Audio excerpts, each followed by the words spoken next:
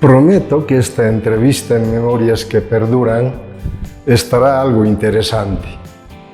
Nuestro entrevistado estudió filosofía, teología, psicología, fue maestrante, doctorado, pero también autoridad en el ámbito educativo.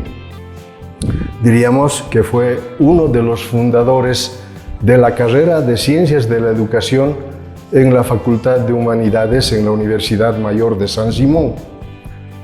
Fue docente, 3 veces decano de aquella facultad, fue además secretario ejecutivo del Comité Ejecutivo de la Universidad Boliviana, el CV, pero también rector de la Universidad Católica Boliviana en la unidad de Cochabamba. De modo que estaremos conversando con una autoridad que ha recorrido el mundo educativo, el mundo académico. Nuestro entrevistado es el doctor Alfonso Villarreque, a quien quiero darle la cordial bienvenida en este programa Memorias que Perduran, que recoge semblanzas de vida, y le doy el saludo inicial para que se dirija al público. Gracias, Alfonso, Constantino. grato tenerte. Muy amable, yo te agradezco.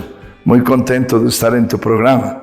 Y como tú has dicho, la temática en cuestión es amplia. Muchísimo. Y un poco difícil, por no decir compleja. De tal suerte que es un gusto poder estar aquí. Yo felicito a tu persona, al programa y a la universidad de hacer posible este tipo de debates en público.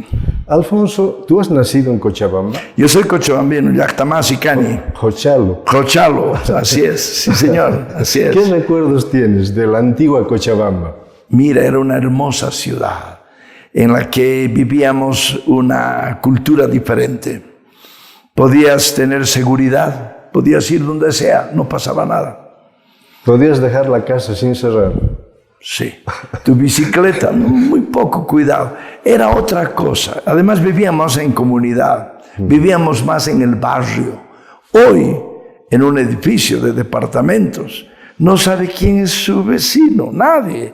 Pero en mis épocas de niñez, yo recalco, nací en la calle Santibáñez, a 4 cuadras de la plaza. Y ahí formábamos un grupo, mejor, varios grupos de amigos. Los amigos que íbamos a la Salle éramos unos.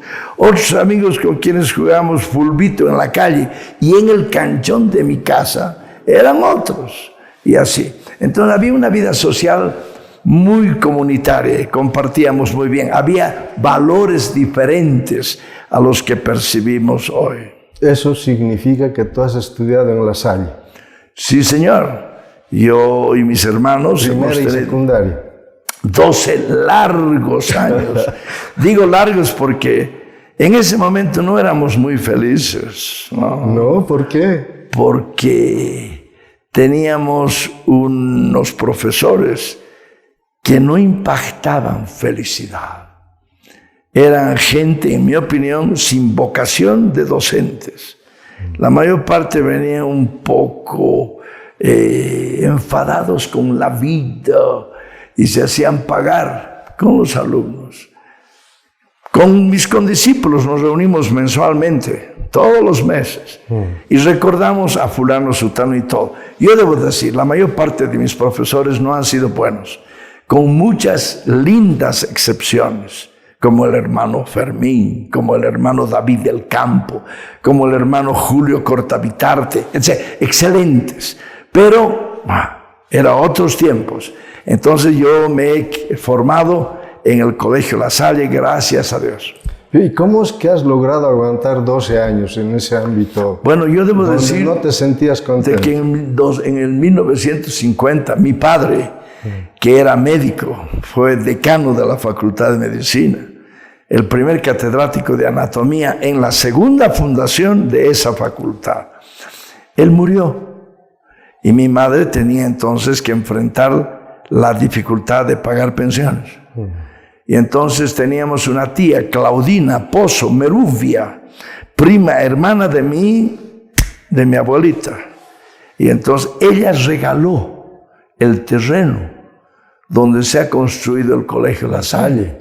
En consecuencia, mi tía, al ver la necesidad de mi madre, bueno, la situación de la familia, escribió una carta a los hermanos pidiendo beca para los Villarrex. Y así fue que mis hermanos y yo hemos sido, bueno, becados. Por consiguiente, teníamos que guardar la beca y teníamos que ser santos, puros, inmaculados, disciplinados. Y eso estaba bien, pero también no muy bien, porque yo no he sido un hombre libre en colegio. Yo no era yo jugaba el rol, de tal suerte que hemos tenido que soportar los 12 años. Pero había algunos alicientes. Yo he tenido siempre buena voz, era del coro. Sabía jugar básquet, era del equipo del colegio. Y todo eso nos entretenía y hacía que el colegio sea una maravilla. No tanto por las materias, por la academia, sino por este otro tipo de actividades tan importantes en el crecimiento de la niñez y de la juventud. De modo que has hecho mucho deporte. Sí, sí. Tal que ahora estás jugando. Yo sigo haciendo deporte. Raqueta. Yo todos los jueves juego paleta. Mañana jueves yo voy a jugar paleta frontón con un equipo que se llama los Sumarrunas. Sumarrunas, con mucha humildad, los mejores hombres. Y la mayor parte son exmilitares y jugamos con ellos. Y es increíble cómo a nuestra edad seguimos jugando y seguimos viviendo la vida, creo. Y entonces esta es una gran gracia de Dios. ¿Qué ha deparado la vida deportiva en tu formación de secundaria? Me ha dado disciplina, ha forjado el carácter, porque cuando estamos perdiendo un partido había que ganarlo. Entonces había una fuerza que venía del interior. Entonces me ha hecho amar el deporte, me ha hecho amar el colegio, entonces me ha hecho amar lo que hacíamos. Y después yo he jugado en el Andino, en primera división. En básquet. Básquet, en primera división. Hasta que la política universitaria me absorbió cuando yo era universitario. Y entonces debo decirte de que el deporte ha sido parte importante en el desarrollo integral de mi persona. A mí me ha enseñado el deporte a pelear, a luchar. Pero a ganar también. Sí, todo lo que es normal, ¿no?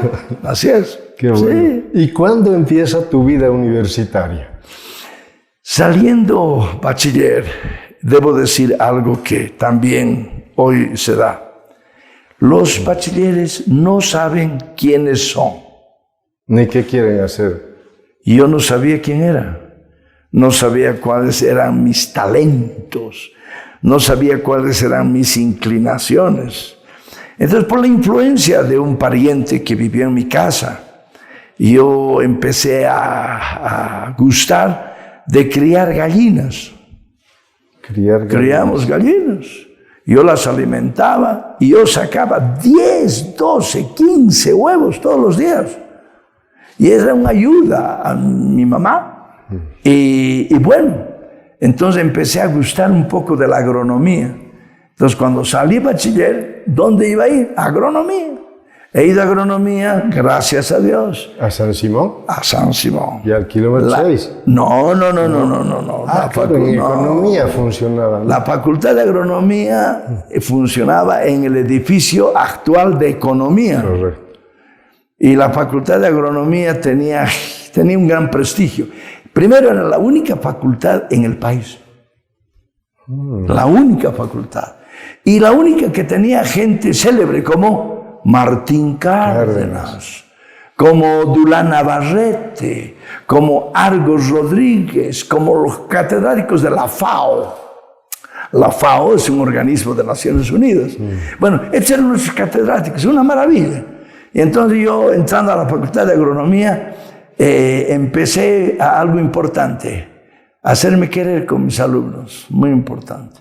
Y empecé, sin pensar mucho, a ser elegido.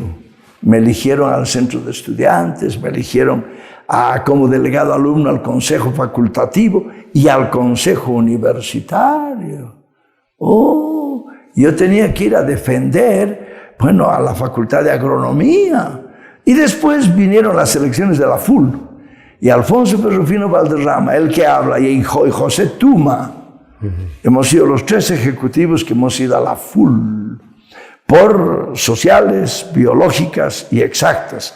Yo iba por exactas.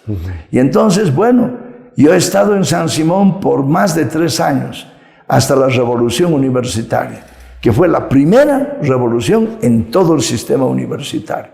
De tal suerte, Constantino, que yo empecé a estudiar agronomía, pero ahí vino la influencia de los dominicos, que manejaban la pastoral.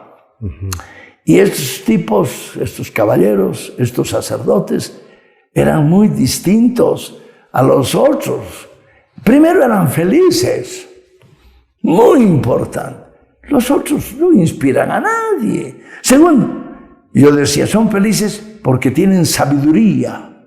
Yo quiero tener esa sabiduría. Y empecé a entender que la orden de los dominicos, la orden de predicadores, es la orden intelectual por excelencia, es dedicar al estudio. Y entonces empecé yo a escuchar a ellos y me importaba más los temas que daban ellos que estudiar en la Facultad de Agronomía. Así es, mi querido Constantino. Interesante. Lindo, así es. Y luego dejas...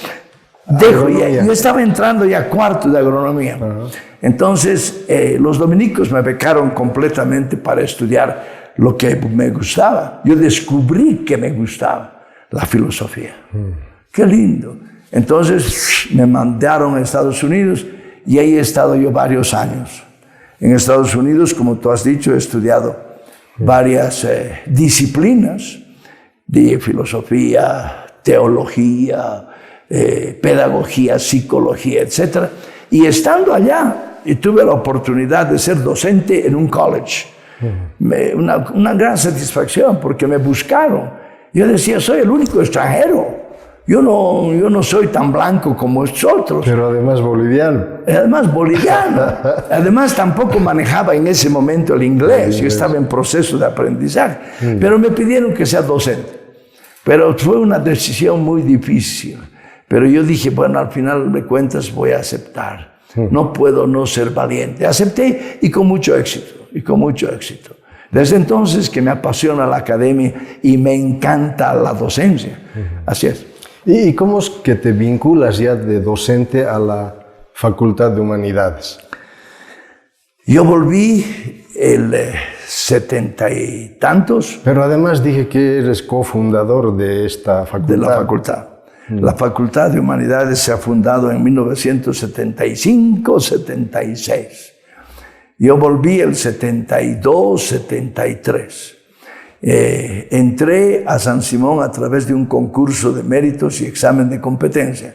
No sin dificultades, porque ahí hay intereses, Constantino. Y entonces he peleado para entrar a San Simón. He demostrado que se equivocaron en la suma. Éramos 5 candidatos. Bueno, al final entré a San Simón ganando ese concurso y ahí entré al departamento de Humanidades de la Facultad de Ciencias, la Facultad de Ciencias Naturales y Tecnología. Ciencias puras y naturales. Exactamente. Y ese departamento después se convirtió en facultad. Entonces quedamos Ramón Daza y yo como los fundadores en 1975 de la facultad, con 3 carreras: psicología, idiomas y ciencias de la educación. Así es. Y entonces yo entré ahí y después de unos años tuve la gracia de Dios de obtener una beca para irme a Lovaina, a Bélgica, a hacer el doctorado en filosofía. Así es. Entonces yo entré de ese modo a San Simón y participé en lo que ha sido la creación de la Facultad de Humanidades, y desde entonces he hecho también carrera, como vamos a seguramente tocar. Ahora, la carrera de Ciencias de la Educación, ¿cómo ves que se fue desarrollando en aquel tiempo? Una gran carrera. Pensamos que podía ser un gran aporte en varios de las temáticas, en administración escolar, por ejemplo. No tenemos administradores, inclusive en la docencia, porque queríamos que los que estudian en la normal pudieran venir a la universidad para hacer un posgrado, para mejorar su enseñanza. Bueno, todo aquello hemos intentado, pero hay toda una historia, porque yo debo decirte, Constantino, que en 1979 fuimos por primera vez invitados como universidad, los que estábamos en las carreras de ciencias de la educación, Antonio Cabrerizo, Juan Bahí, el que habla, etcétera, etcétera, a participar en un congreso departamental de educación. Y allá fuimos y allá planteamos el problema hasta hoy no resuelto, que es la disgregación del sistema educativo nacional. Los normalistas se forman en la normal, enseñan en los colegios y están distanciados de la universidad con terribles paradojas. Usted puede ser doctor en física nuclear, egresado de Harvard, y resulta que usted no puede enseñar en el ciclo medio, porque no es normalista. Oye, pero es doctor, pero no es normalista. Este problema ya lo detectamos y lo abordamos en ese congreso. Por otra parte, un gran normalista que ha salido con honores y después de unos años quiere hacer un posgrado, va a la universidad y la universidad le dice, vaya primero, pero soy normalista. Le dice, ¿sabe qué? Ese título no lo reconocemos, no lo reconocemos. Es decir, el divorcio es atroz hasta el día de hoy.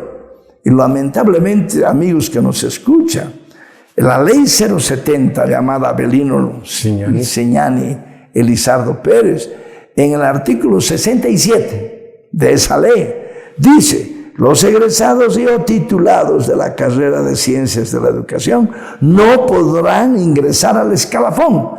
Oiga, estamos en un estado dentro de otro estado, no puede ser.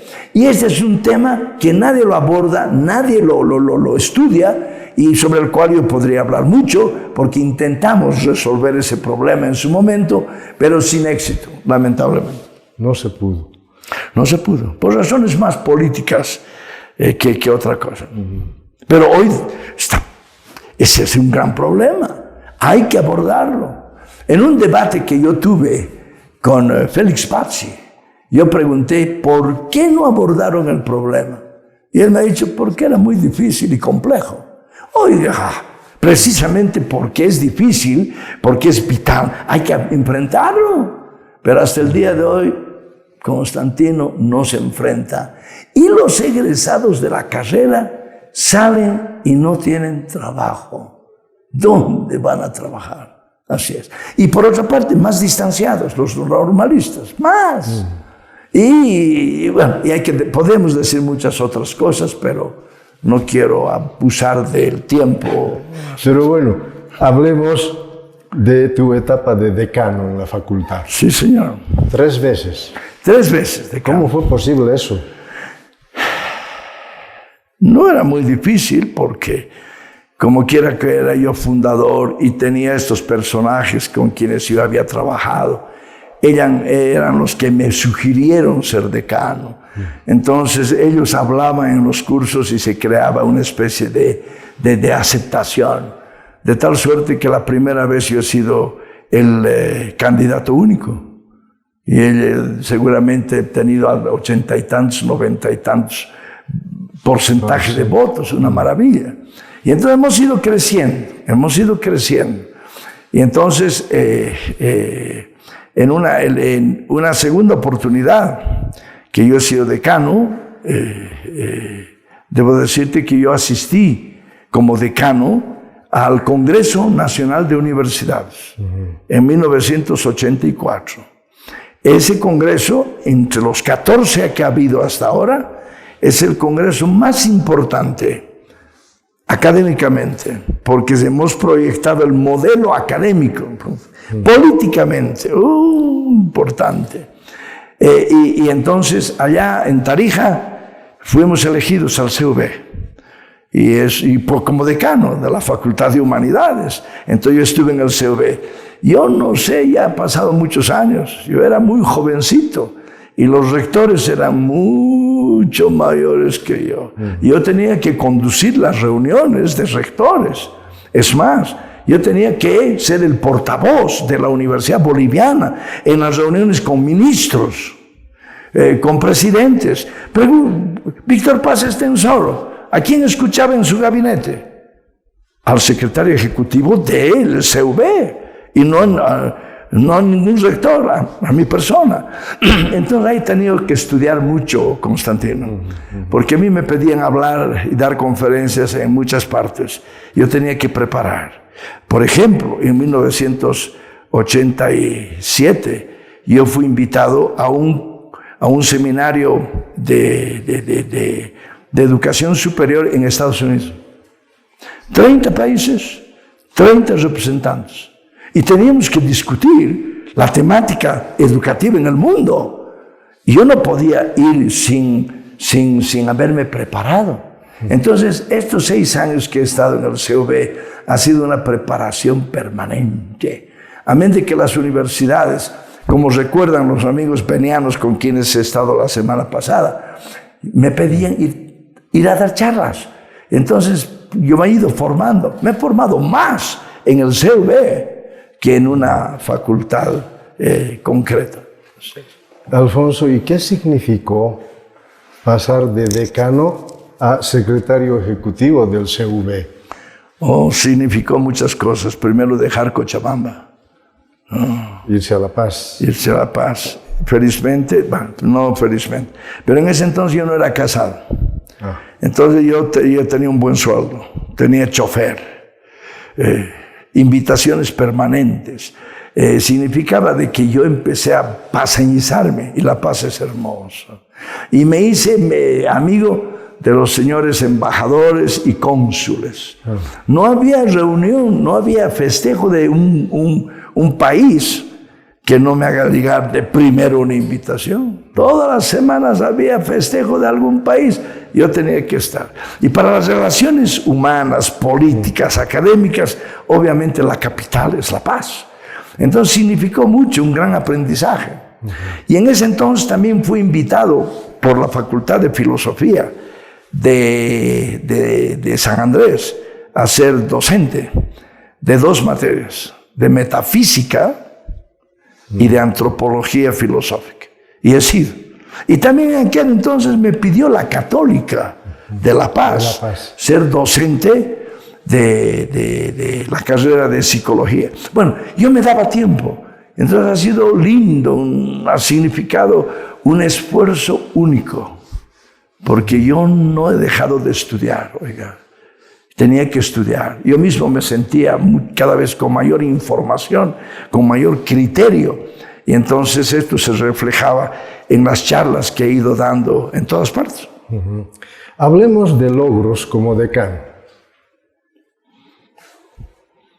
Qué lindo. Primero hay que entender de que en la Facultad de Humanidades había un grupo de profesores que eran blanco de una crítica permanente. La carrera de idiomas no tenía profesores con título.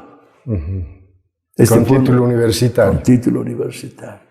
Y entonces había que hacer filigranas para defenderlos y para que ellos pudieran optar por un título universitario. Ese ha sido un gran logro, muy importante. 2, hemos pensado de que la Facultad de Humanidades debía tener otras carreras. Hoy tiene varias carreras, pero que fueron pensadas desde el inicio. Así es. 2. 3, hemos logrado por las azares de las circunstancias que el máximo dirigente de la CUB sea de la Facultad de Humanidades. Me refiero al joven Harp. José Luis Harp. Era de la Facultad de Humanidades y era el number 1 en la CUB.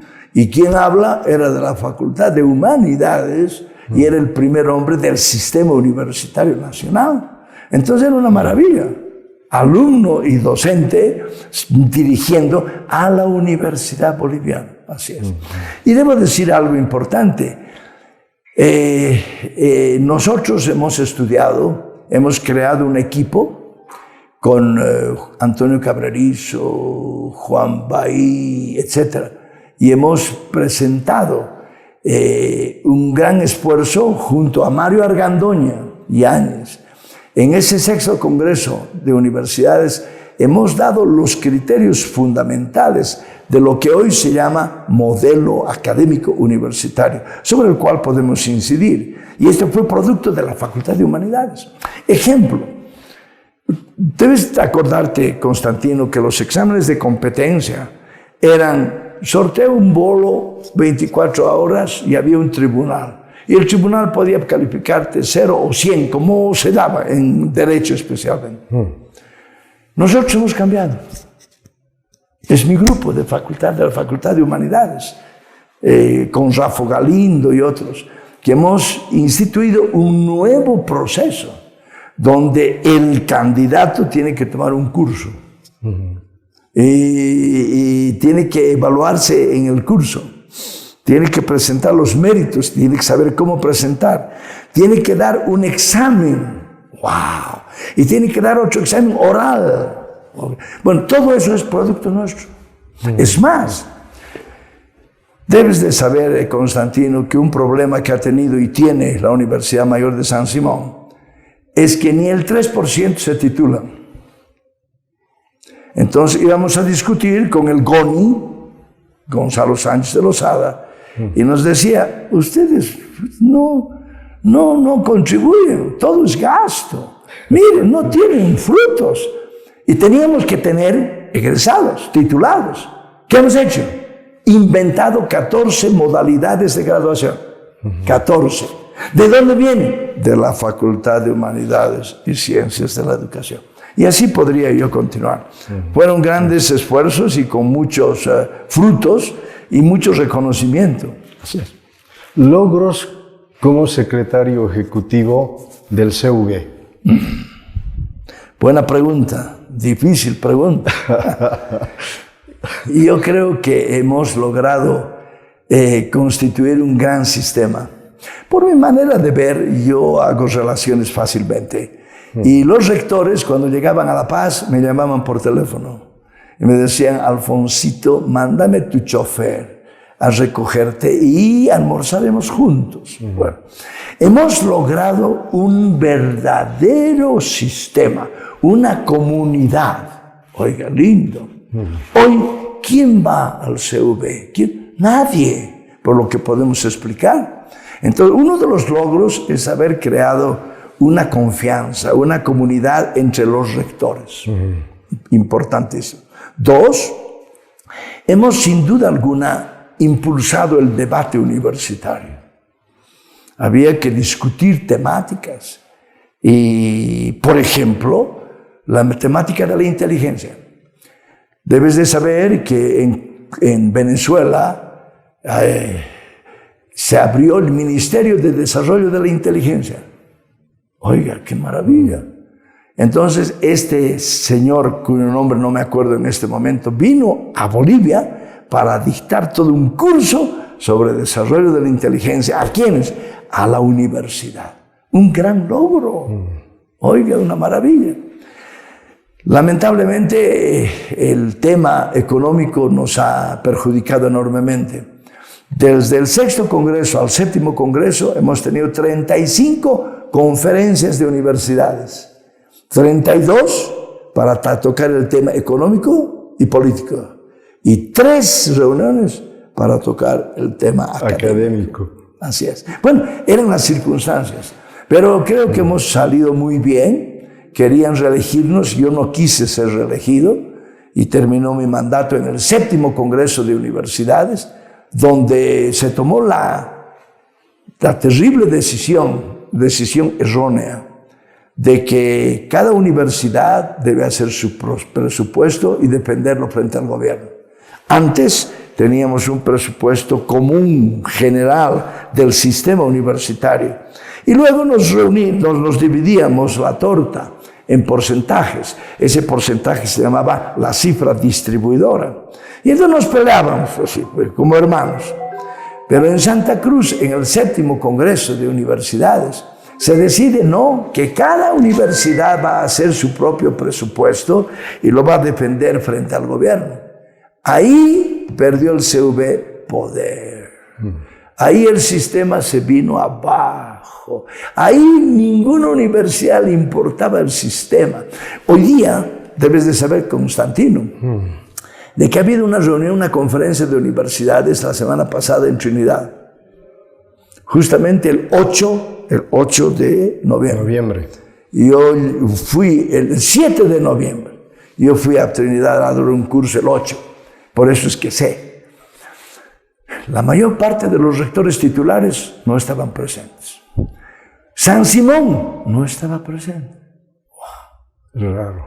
Terrible. Y, oiga, las decisiones no tienen fuerza. Siempre amenazan los rectores: si no logro algo, yo me salgo del sistema.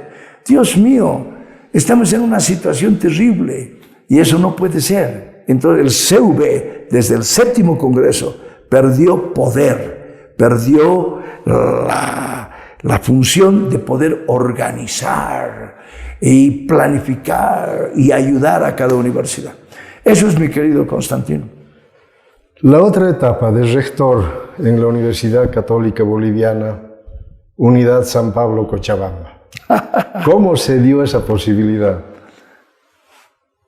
Yo debo decir de que yo siempre he sido sansimoniano. Monseñor Genaro Prata, arzobispo de Cochabamba, me llamó y me invitó a un almuerzo con tallarines para decirme: a la italiana. Sí, Alfonso, quiero que estés tiempo completo en la Católica. Ajá. Yo le dije: Monseñor, yo estoy bien donde estoy, primero. Pero segundo, gano más que lo que usted me va a ofrecer.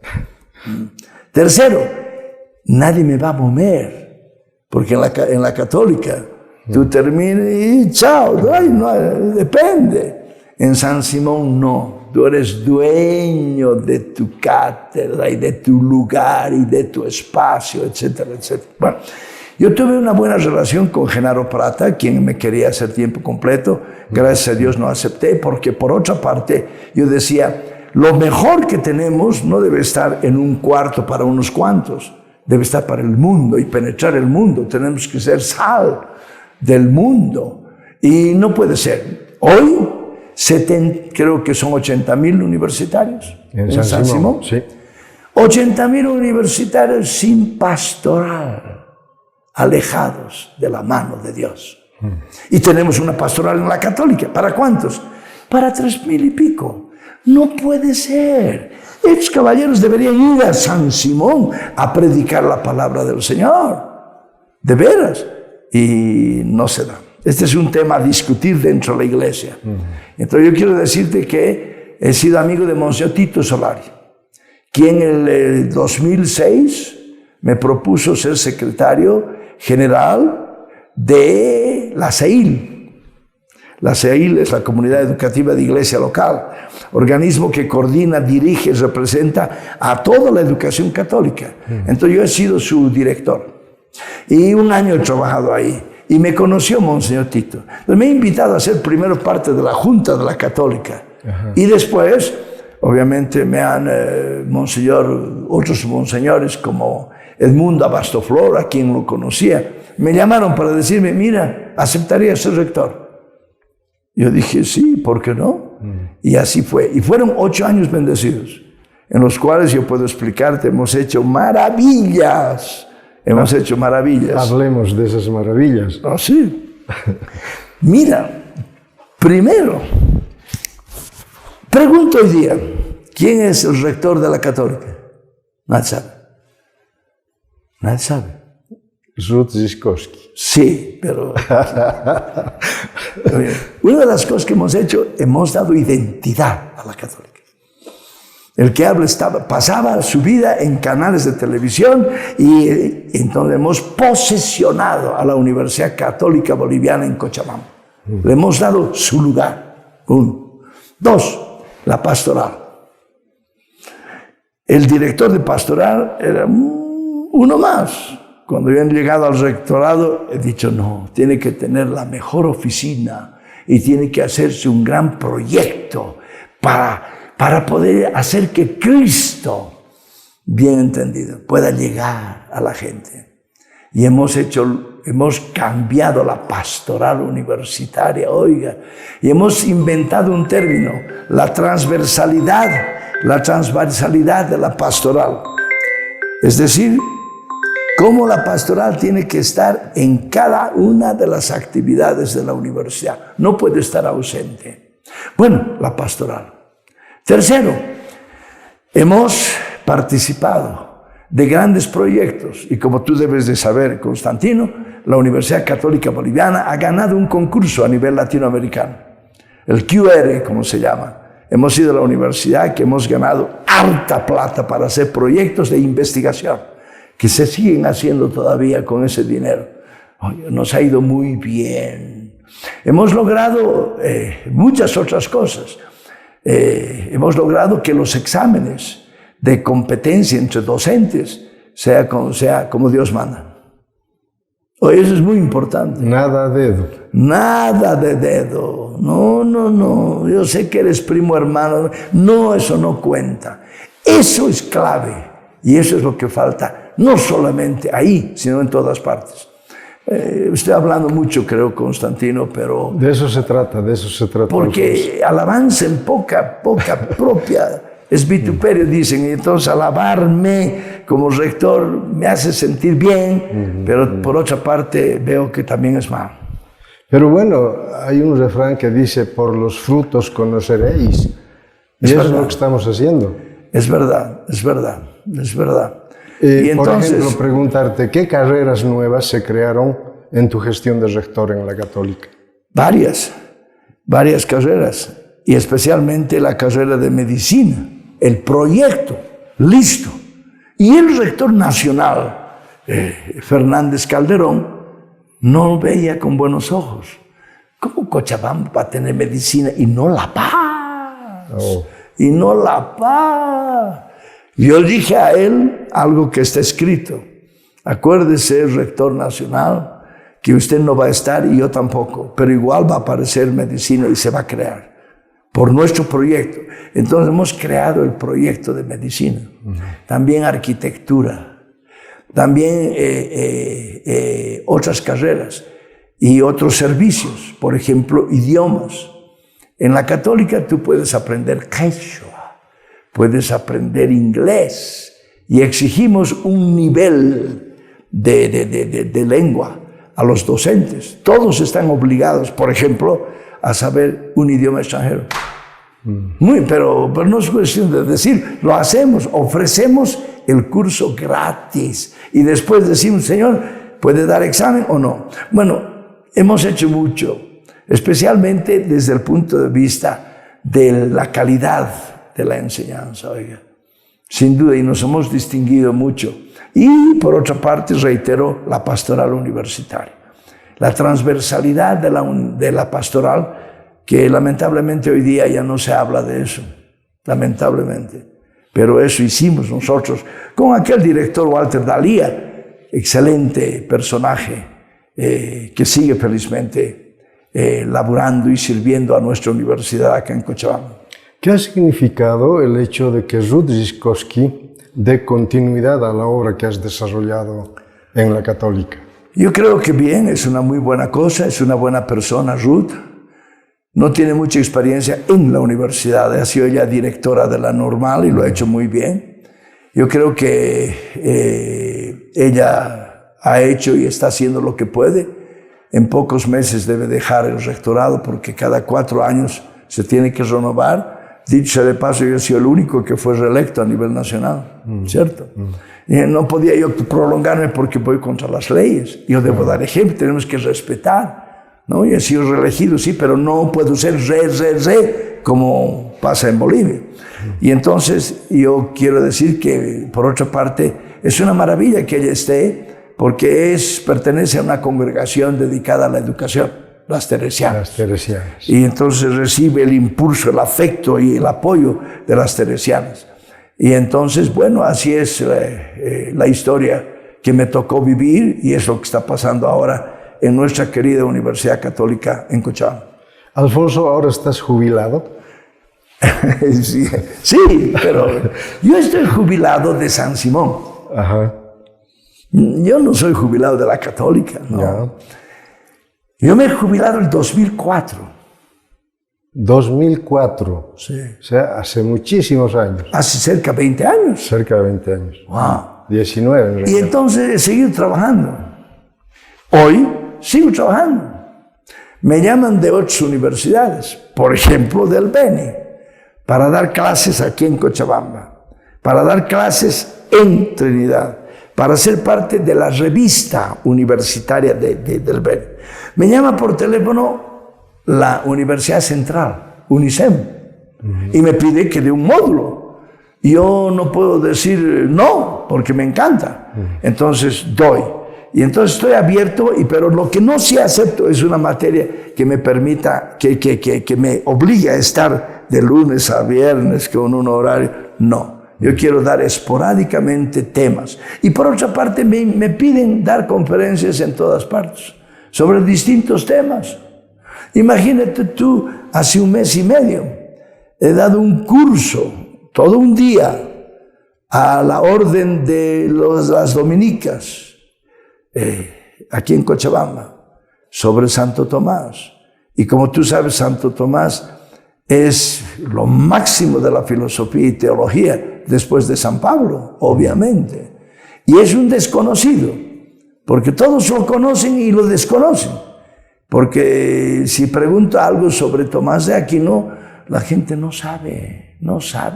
Entonces yo quiero decirte que yo sigo laborando y estudiando y hablando en muchas partes. Por ejemplo, yo ayudo mucho en mi parroquia. He dado hace unos años un tema lindo y que lo vamos a volver a dar. En San Pedro. En San Pedro. Cristo y la división de los cristianos. ¿Qué pasa? ¿Por qué se han dividido? ¿Entenderemos? Entonces, ese es el curso, que lo tengo preparado. Entonces eso significa que tengo que estudiar. Y es un gusto poder orientar teológicamente a nuestros feligreses. Bueno, ya no hablo más. Pero ¿qué ha pasado para que se dé esa división? La Iglesia Católica tenía una fuerte hegemonía, pero ahora la presencia de las iglesias... Ha habido una primera decisión en el 1054, creo, que es la decisión de la Iglesia Ortodoxa rusa con la Iglesia Romana Católica. Bueno, la gran división surge en 1517 con Martín Lutero, que era un sacerdote católico agustino que se ha quejado y ha escrito 95 tesis. Entre ellas, por ejemplo, solo la palabra es la autoridad. Solo la fe salva, solo el camino de la salvación es Cristo, etcétera, etcétera. Y entonces a Lutero le siguieron Calvino y Zwinglio y Juan Knox, y de ahí surgen las primeras iglesias protestantes, que se les llama las iglesias históricas, ¿no? Y el gran teólogo entre todos ellos es Juan Calvino. Por ejemplo, en la teología protestante, todos creen que somos predestinados. Eso creen los protestantes. Soy predestinado. Y la manera de saber que soy predestinado es que me va bien en la vida, que tengo trabajo y todo esto. ¡Qué lindo! Y entonces, eso cree Calvino. Nosotros, católicos, no. Esa es una de las grandes diferencias. Valga la oportunidad para decir que este importante pensador sociólogo, Max Weber, ha escrito un lindo libro titulado La ética protestante y el desarrollo del capitalismo, donde muestra de que cómo los países capitalistas que creen en el trabajo se han ido enriqueciendo y dicen, Dios nos está bendiciendo, nosotros vamos a salvar. ¡Wow! Y los pobres somos los católicos, los que no hemos tenido esa línea, ¿verdad? Bueno, todo eso vamos a hacerlo también en mi parroquia. Buenísimo. Sí, así es. Ahora hablemos de deportes. Al inicio decías que sigues en actividad deportiva. Yo sigo en actividad. ¿Cómo es posible eso? Es posible, porque depende mucho de uno mismo. Quiero decirte de que, gracias a Dios, tengo 3 hijos médicos que me mantienen en buena forma. ¿No? Tengo 2 hijas y un hijo, los 3 médicos en San Paulo, y se preocupan de que yo tenga ejercicios todos los días. Y que siga jugando. De modo que haces ejercicios todos los días. Todos los días. Y yo tomo, por ejemplo, proteínas que llegan del Brasil. Entonces, mi masa muscular es buena. Oiga, y si tú me comparas con gente de la misma edad o más, pucha, están más envejecidos que yo. Y la gente me dice, ¿qué haces para mantenerte joven? Bueno, yo hago deporte, hago ejercicio, me alimento bien y duermo mejor. Ojo, hay que dormir bien. Pero para dormir bien, bueno, entre otras cosas hay que tener la conciencia tranquila, ¿no ve? ¿Y ahora qué hay que hacer para dormir mejor? Hay que programarse. Yo he tomado un curso con José Silva, el método Silva de control mental. Resulta que la mente es un poder que yo puedo usarlo. La mayor parte de la gente no usa su mente para nada, en absoluto. Perdón. Y resulta de que yo he aprendido a concentrarme, a programarme. Entonces yo digo, esta noche voy a dormir muy bien. Y la palabra tiene poder. Y duermo muy bien. Y voy a despertar sin reloj a las 6:30. Y Constantino despierta 6:30. Es verdad. Entonces, una de las cosas que mucha gente que no puede dormir debe hacer es programarse. Es lindo. Me encantaría explicar cómo hay que programarse con mayor detalle, pero eso es importante. Eso es lo que yo hago. Y además voy a dormir cansado porque he trabajado duro el día, ¿no? Así es. Claro. Ahora, ya para concluir la entrevista, Alfonso, ¿qué retos, qué desafíos quedan de aquí para adelante? Oh, terrible. Tú sabes mejor que yo, porque tú sigues en San Simón, de que la Universidad Boliviana está en una crisis espantosa. Es terrible. Crisis económica, pero también crisis académica. Al terminar el 6º Congreso, yo he escrito y muchos hemos escrito cómo es la crisis. Y la crisis abarca todas las áreas. Especialmente es una crisis moral. Para mí es moral. Moral. Dios mío. Ejemplo. No nos decimos la verdad. Era en 1987 en la que la cifra distribuidora era el tema de discusión. Entonces La Paz desconfiaba de lo que decía Cochabamba y Cochabamba desconfiaba de lo que decía Santa Cruz. Hemos decidido que haremos auditorías cruzadas. Auditoría cruzada. Resultado de este hermoso empeño. Mejor que nadie sepa, porque vamos a perder la autonomía. El pueblo nos lo va a quitar. Esa sociedad que nos dio la autonomía nos los va a quitar. ¿Por qué? Porque todos somos mentirosos.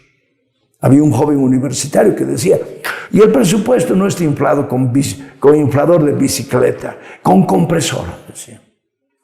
Y entonces los DAFs, directores administrativos, se reunían. Era un concurso de mentirosos. Hoy sigue siendo. Hoy no ha cambiado. Perdón que diga eso, pero este es el gran problema. Dios mío, Dios, pudiera hablar mucho más, pero la universidad está en crisis moral, intelectual, crisis académica. Como decían los universitarios, decía, el gran drama de la universidad es que tiene dos grandes desencuentros y una ausencia. Desencuentro con nuestros principios. No cumplimos. Es una universidad del pueblo, pero no hacemos nada por el pueblo. Es una universidad que debe responder a los problemas nacionales. No investigamos. Nos encontramos con la realidad, no servimos a la realidad. Tema, la desintegración del sistema educativo. ¿Qué hace la universidad? Nada. Y hay una ausencia. Hay una falta de un plan nacional de desarrollo, que lo tenemos los últimos. ¿Quién lo ha estudiado? ¿Quién lo aplica? Nadie. Perdón, pero estoy señalando de que nuestra universidad está en una gran crisis. Y la gran crisis es que hay la política, la politiquería, no la gran política. Porque en mis épocas yo tenía que enfrentarme al PIR, ideológicamente. Deben de saber que nosotros fuimos la base humana para la creación del viejo MIR, del MIR histórico, a la cabeza de dos cochabambinos, Jorge Ríos Dallens y Antonio Araníbar Quirón. Estos fueron los fundadores de ese gran partido. Después se añadieron otros como Pablo Ramos, René Zabaleta, Jaime Paz, pero el viejo MIR viene de Cochabamba. Debía haber. Ya está. Así es, mi querido Constantino. Había dicho que acabaríamos la entrevista, pero me quedaría incompleto si no pregunto qué habría que hacer en la universidad para salir de esa crisis moral, de esa crisis académica, de esa crisis económica. La universidad necesita una reforma universitaria urgente, pero la reforma solamente es posible si reúne tres condiciones. Primera condición, querer cambiar. Constantino, en mi opinión, nadie quiere cambiar. Todos están chochos. Hay un libro de Emilio Loma Espinosa. Ese fue el presidente del Instituto Ortega y Gasset de España, que ha venido hace 20 y tantos años a Bolivia y ha hecho un estudio sobre la Universidad Boliviana. Ok. ¿Qué dice en ese estudio? Dice, el primer y gran problema es nadie quiere cambiar. Un profesor que está dando una materia o dos dice, vamos a reformar el plan de estudios, pero que no toquen mi materia. Entonces no quieren cambio. Nadie quiere cambiar. Los alumnos no quieren cambiar. Primero. Segundo, poder cambiar. El GONI con su ley 1565, el EVO con su ley 070, no han cambiado nada. ¿Por qué? No tenían el poder. ¿De dónde viene el poder? De la socialización y del consenso. Tienes que tener consenso. Tienes que tener gente que diga, estoy de acuerdo, le metemos. Segundo, primero entonces, querer cambiar. Segundo, poder cambiar. Y tercero, saber cómo cambiar. Entonces ahí deberíamos decir, okay, ¿qué es esta materia en otras universidades? ¿Cómo se da? ¿Cuál es el contenido? Y tener, pues, toda la información para tener los mejores contenidos programáticos y también los mejores profesores. Entonces, va a prestigiarse la universidad, porque como tú sabes, Constantino, el primer criterio de una buena universidad es qué tipo de profesores tiene. Ese es el primer criterio.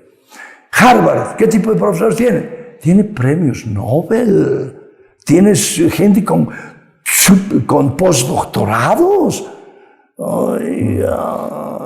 Aquí nos falta mucho. Alfonso, ha sido grato conversar contigo. Tu despedida del público que verá el programa. Disculpen si ha habido algo que no ha caído bien, pero yo trato de decir la verdad. Y estoy muy agradecido a este espacio que se me brinda.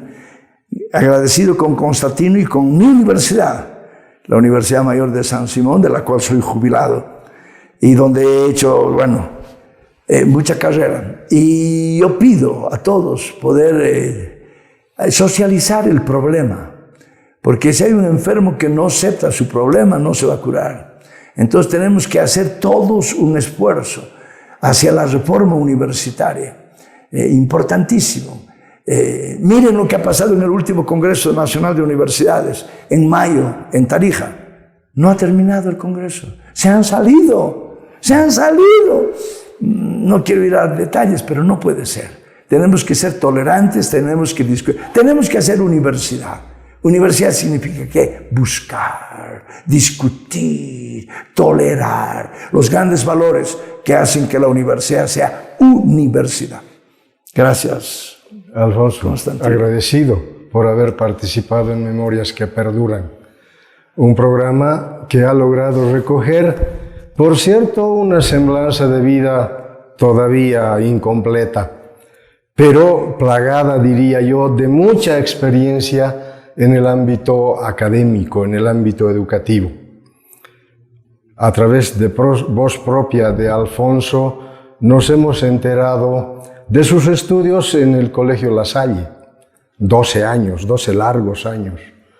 Pero también nos ha contado que estudió agronomía y que en el camino fue dejando esta actividad que había empezado saliendo bachiller, para luego estudiar filosofía en Estados Unidos y ya luego hacer posgrado, el doctorado, insertarse en el sistema de la Universidad Boliviana, primero en San Simón, ser docente, ser decano, pero también ser el secretario ejecutivo del Comité Ejecutivo de la Universidad Boliviana, el CV, luego rector de la Universidad Católica Boliviana, acá en Cochabamba, por 8 años, trabajo desde el cual también ha contribuido en el ámbito de la pastoral social.